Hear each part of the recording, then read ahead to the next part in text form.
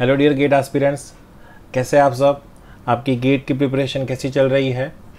मैं डॉक्टर रवि कांति आज डिस्कस करूंगा गेट 2015 ईई पेपर नंबर 2 के कंट्रोल सिस्टम के सॉल्यूशन के बारे में। ठीक है, let's start it. This is our first question.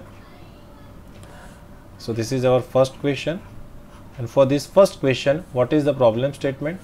क्या पूछा गया है? An open loop control system in a response of e raised to minus 2t sin phi t plus cos phi t for a unit impulse input.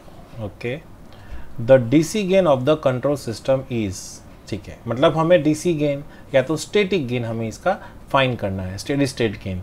सो हमें क्या बोला गया है? हमारे पास y of t है, that is an impulse response, unit impulse response, okay, that is e raised to minus 2t into sin phi t plus cos phi t, right?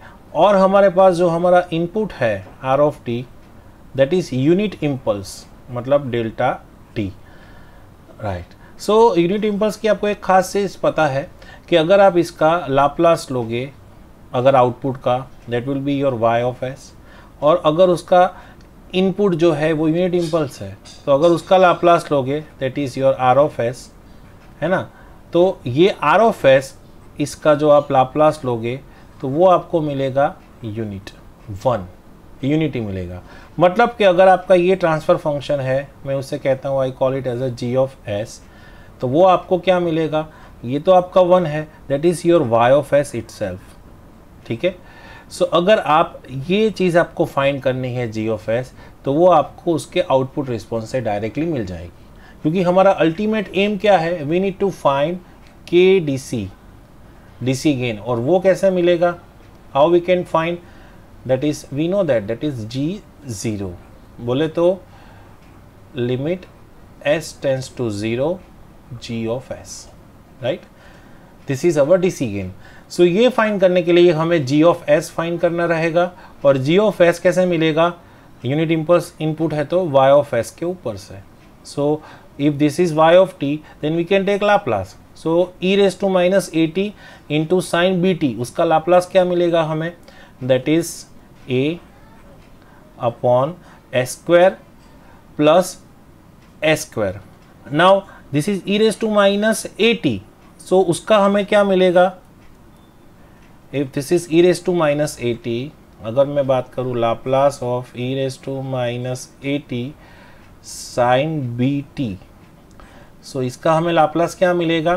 That is b upon s plus a square plus b square, right? और same way अगर हमारे पास e raise to minus at cos bt है, तो उसका Laplace हमें क्या मिलने वाला है? That is s plus a upon s plus a whole square plus b square. ठीक है, सो ये एज पर शिफ्टिंग थियोरम हमें a जितना शिफ्ट मिलेगा नीचे, यहाँ पे s प्लस a मिलेगा। In place of s we will be getting s plus a। ठीक है, सो यही कॉन्सेप्ट को अगर यहाँ यूज़ किया जाए, सो इसका लाप्लास हमें क्या मिलेगा? b, मतलब कि 5 upon s plus 2 square plus 5 square, that is 25 plus यहाँ पे क्या मिलेगा? s प्लस a, मतलब के s प्लस 2 और नीचे s plus 2 square plus 25। So this is our g of s, right? So from this at s equals to 0 हमें हमारा डीसी गेन मिलेगा, है ना? So that is g0। तो g0 क्या होगा? यहाँ पे s इक्वल्स टू 0 ले लो। सो ऊपर यहाँ पे 5 और डिनोमिनेटर तो दोनों का सेम है, सो प्लस यहाँ पे 0 तो ये 2, और डिनोमिनेटर में क्या आएगा? s tends to 0, so this is 2 square that is 4 and 25 plus 4 that is 29. So this is our G0, 7 by 29, and if you calculate it that will be 7/29, that is 0.2413, that is 0.2413. ठीक है, so this is your DC gain. So this is 0.2413. This is the DC gain. Clear? Let's see the second MCQ. So this is the second question. Okay, so क्या पूछा गया है? Nyquist plot of two functions g1s and g2s are shown in the figure. ठीक है, so ये हमें दिया गया है g1s का और ये हमें दिया है g2s का, right? Basically these are the polar plots. So this is -90 angle, okay, and magnitude यहाँ तो दिख रहा है infinite. So clearly we can say from analysis that our g1s is how much? g1s is कितना होगा? 1/s, है ना? And what about this? This is +90, okay, and infinite.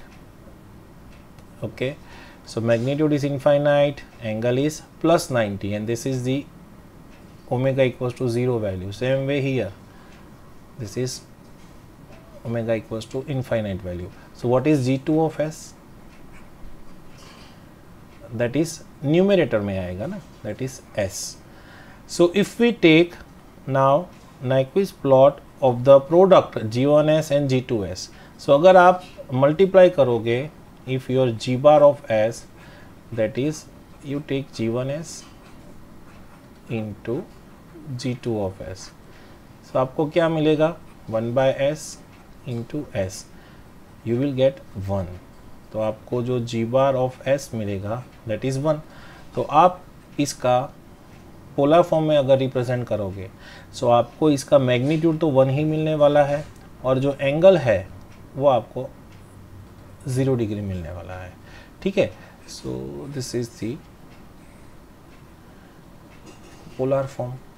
तो आप देखो magnitude 1 at 0 degree, so out of this, yes, this is 0 से लेके this much magnitude is 1 and this is 0 degree. So this is B is the right option. B is the right answer, है ना? ठीक है. So this is kind of all pass filter. For any frequency you are getting 1. मतलब कि this is called pole zero cancellation, and because of that you are getting the unity magnitude irrespective of the frequency. So in magnitude term I am calling this as a all pass filter. ठीक है, not the angle point of view. Let's say this is question number 3. So question number 3 में problem statement क्या है? The unit step response of system with the transfer function 1 minus 2s upon 1 plus s is given by which one of the following waveforms? Okay, मतलब कि आपको एक तो दिया गया है यूनिट स्टेप, मतलब कि ये सिस्टम का जो इनपुट है that is 1/s unit step, और इसका आपको दिया गया है transfer function g of s that is 1 minus 2s upon 1 plus s. Now आपको पता है कि this is called non minimum phase system. क्यों? क्योंकि इसका अगर आप 0 फाइंड करोगे तो आपको राइट हैंड साइड पे मिलेगा. तो this is non minimum phase system. So non minimum phase system की कैरेक्टरिस्टिक्स है जिसे कहते हैं इनवर्स रिस्पॉन्स, है ना? सो देखते हैं how there is small amount of inverse response. तो अगर आप इसका आउटपुट फाइंड करोगे y of s, तो वो आपको क्या मिलेगा? वो आपको मिलेगा g of s into r of s, right? तो अगर मुझे y of s चाहिए तो वो मुझे क्या मिलेगा? g of s that is 1 minus 2s upon, I can write s plus 1 here, and what is r of s? that is 1 upon s. so यहाँ पे मुझे एक s मिलेगा. तो अगर मैं इसको फ्रैक्शन में इसके फ्रैक्शन करूँ तो मुझे कुछ मिलेगा C1 by S plus C2 by S plus 1। तो ये उसके फ्रैक्शन हो गए।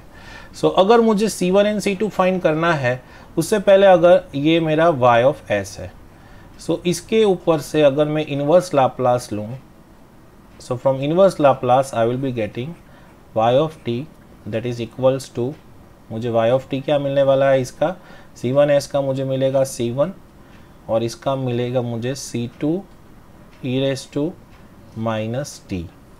सो this is my output response, right. ये मुझे आउटपुट रिस्पॉन्स ऐसा मिलेगा।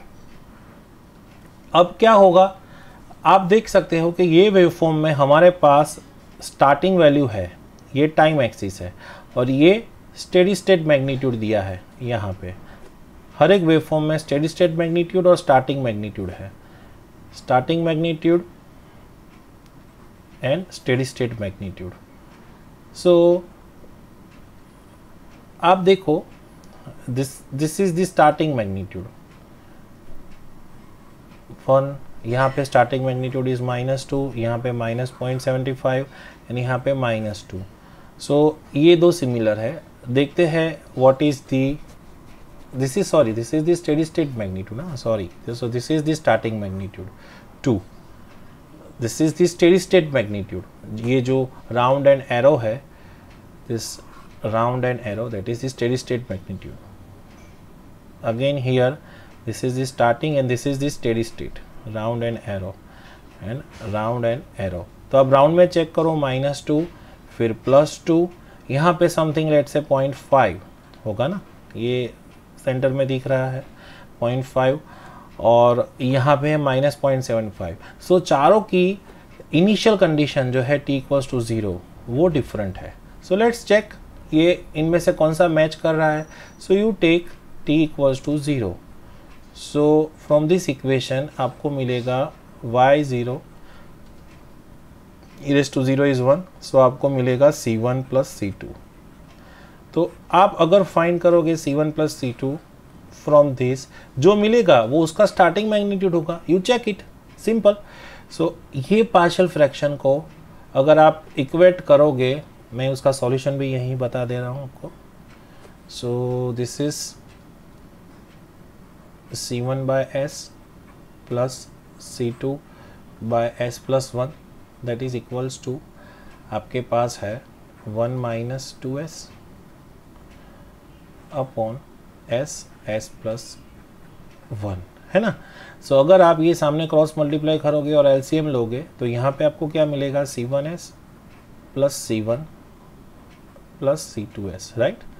और सामने क्या होगा, ये पूरा इधर आ गया तो सामने मिलेगा हमें 1 - 2S। तो आप अगर कोएफिशिएंट मैच करोगे यहाँ पे S के, तो that is C1 plus C2 और विदाउट S का है C1 और सामने आपके पास क्या है, S का coefficient -2 plus 1। So if you compare carefully then आपको मिलेगा C1 plus C2 that is equals to -2। तो आपका जो ये सॉल्यूशन था ना, y0 C1 plus C2 that is -2, right. और इसके ऊपर से आपको C1 C2 मिल जाएगा, बट आपको यही चाहिए था। सो आपको देखना है इनिशियल कंडीशन -2 किसके ऊपर आ रही है। Now you check it, initial condition round वाले में यहाँ पे C, यहाँ पे this is the T0, this is -2। What about this +2, ये नहीं होगा, यहाँ ये भी नहीं होगा, ये नहीं होगा। So this is the right answer, ठीक है। So this is y0 -2। So your A is the right option. आप उल्टा भी देख सकते हो, you take t = infinite. So at t = infinite ये आपको क्या मिलेगा, 0।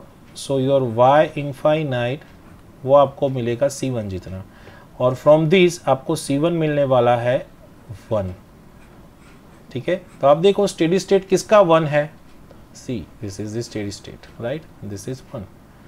So this is the answer. But हमने क्यों नहीं चेक किया, क्योंकि इसका भी स्टेडी स्टेट जो है ना t = इनफाइनाइट वो भी 1 है। है ना, इसका 2 है, ठीक है, और इसका -2 है. So this is the right answer. Clear?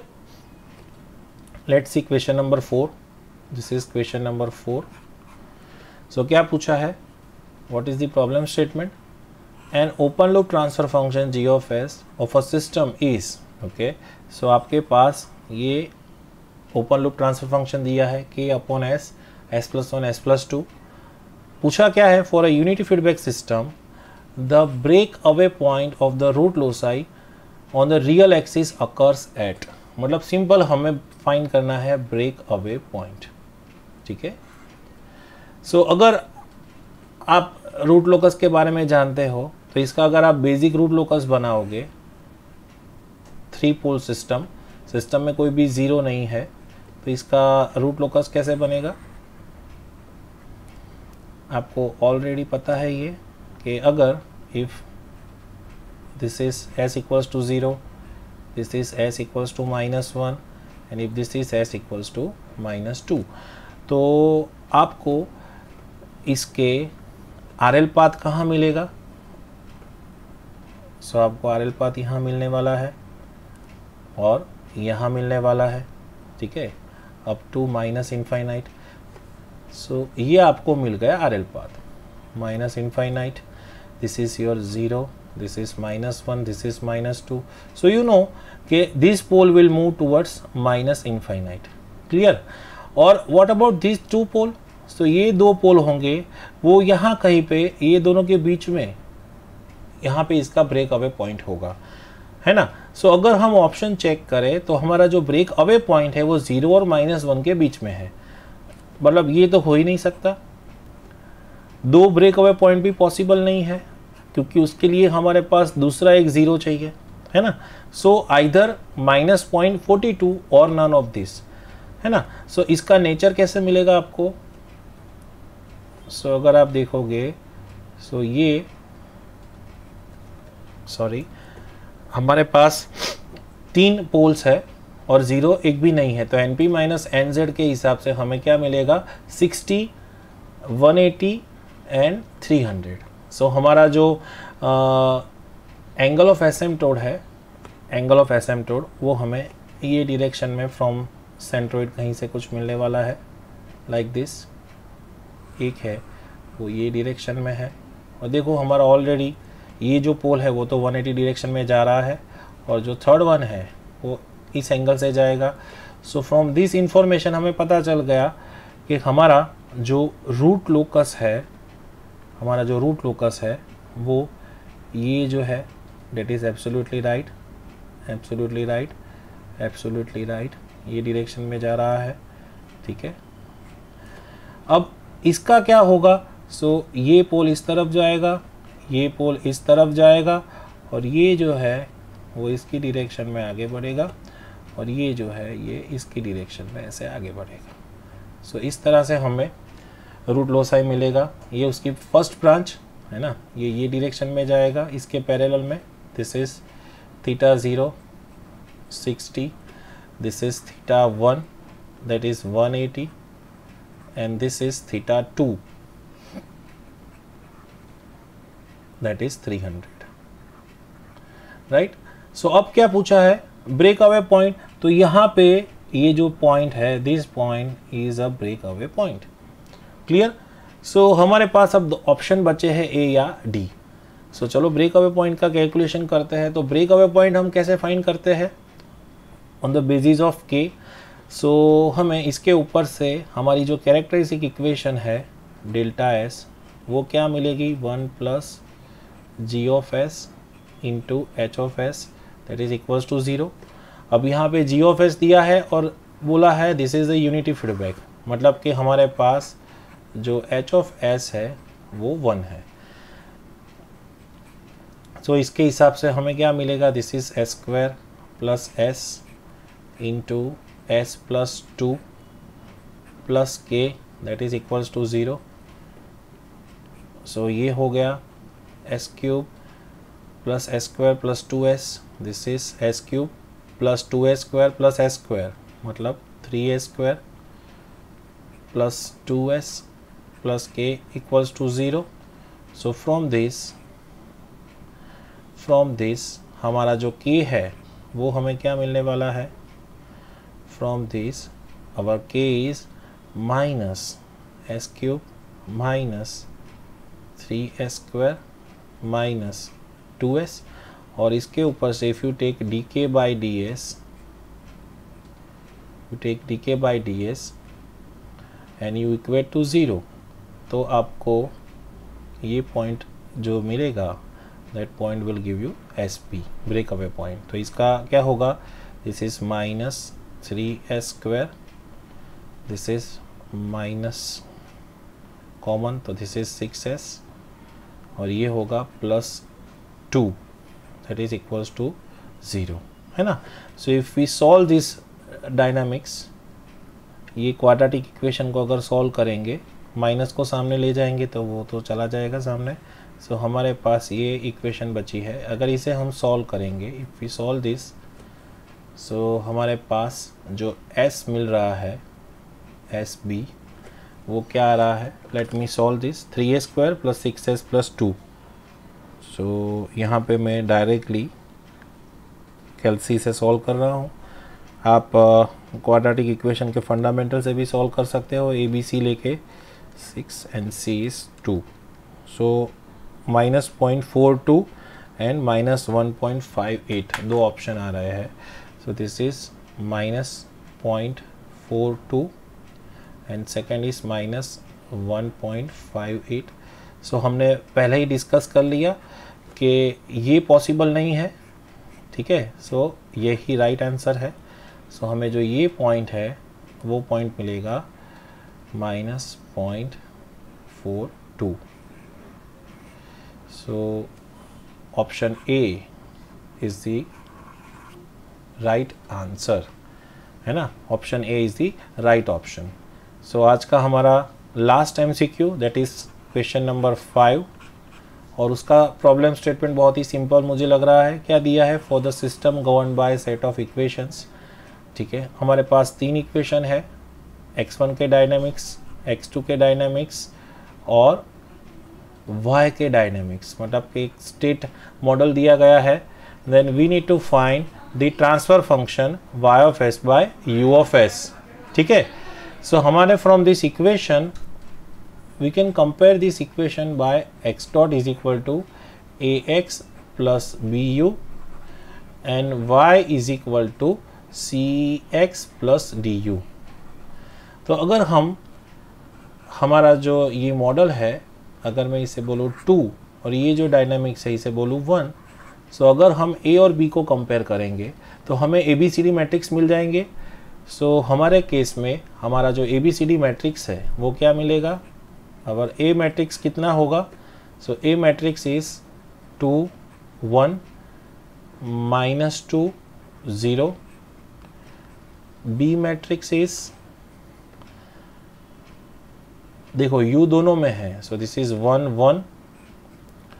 C matrix that is 3 0 and D matrix, Y की इक्वेशन में U नहीं है, सो D मैट्रिक्स इज 0, है ना. सो फ्रॉम दिस इक्वेशन हमें पता है कि हमें ट्रांसफर फंक्शन कैसे मिलेगा? Using kabaddi formula, C SI minus A inverse into B plus D.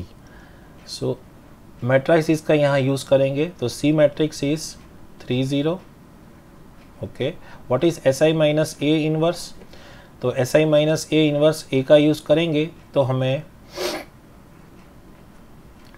SI minus A, अगर लेट से SI माइनस A फाइंड करते हैं, सो this is S minus 2, this is minus 1, this is 2, this is S, और यहाँ पे मिलेगा B. So B is 1 1. D matrix तो 0 है, ठीक है. सो लेट्स से इसको हम एज इट इज़ रखते हैं 3 0, और ये 2 क्रॉस 2 मैट्रिक्स है, उसका इन्वर्स कैसे मिलता है? सो हमें एडजॉइंट फाइंड करना रहता है एंड डिवाइड बाय उसका जो डिटर्मिनेंट है. ठीक है. सो इसका जो डिटर्मिनेंट है ये मैट्रिक्स का, उसका डिटर्मिनेंट क्या मिलेगा? s² minus 2s plus 2. सो उसका डिटरमिनेंट मिलेगा S square minus 2s plus 2. So using this determinant also you can find K S square minus 2s plus 2. ये ऑप्शन हो सकता है या तो ये ऑप्शन हो सकता है. ए या D is the right option. ये ऑप्शन नहीं हो सकता एंड ये ऑप्शन नहीं हो सकता. क्लियर? सो आपने एलिमिनेशन कर दिया. Now let's we need to solve it. So this is 1 1. तो आपने इसका डेल्टा एस फाइंड कर लिया. This is the delta S. ठीक है. अब ये क्या मिलेगा? 2x2 मैट्रिक्स है, उसका एडजॉइंट. सो जो हमारा जो डायगोनल है उसको इंटरचेंज कर दो.